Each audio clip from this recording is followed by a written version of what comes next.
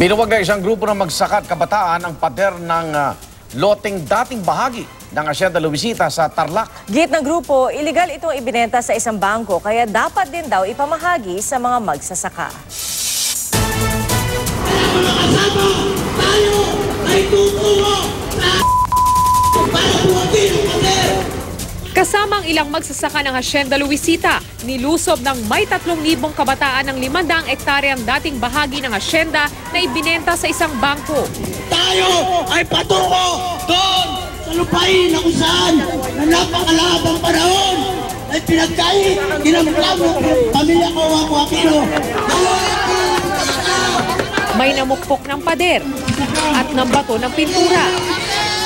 Pero pinahinto ito ng iba nilang kasama. Maya-maya pa, napaatras ang ilang rallyista nang may mga nambato mula sa loob ng bakod. Pero hindi sila natinag.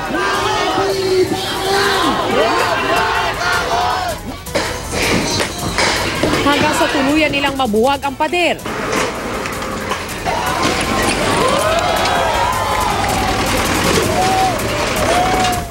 Hacienda Luisita! Sunod nilang tinarget ang watchtower.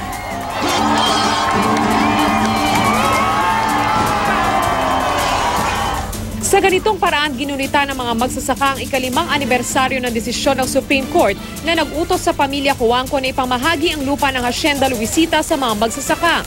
Pero hindi kasama sa iniutos na maipamahagi ang 500 ektaryang lupain na nilusob ng mga magsasaka.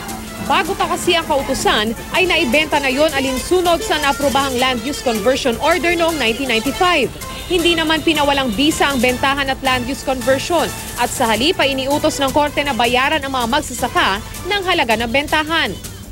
Bukod sa kita sa bangko, kasama rin sa ibabayad sa mga magsasaka ang kita ng hacienda sa ibinentang lupain na naging bahagi ni SCTEX. Pero giit ng kilusang magbubukid ng Pilipinas, iligal ang pagbenta nito at dapat daw na ipamahagi sa mga magsasaka. Tumangging magbigay ng pahayag ang Department of Agrarian Reform na naatasang mamahagi sa lupain. Sinusubukan pa namin kunin ang panig ng pamilya Cojuangco. Von Aquino, GMA News.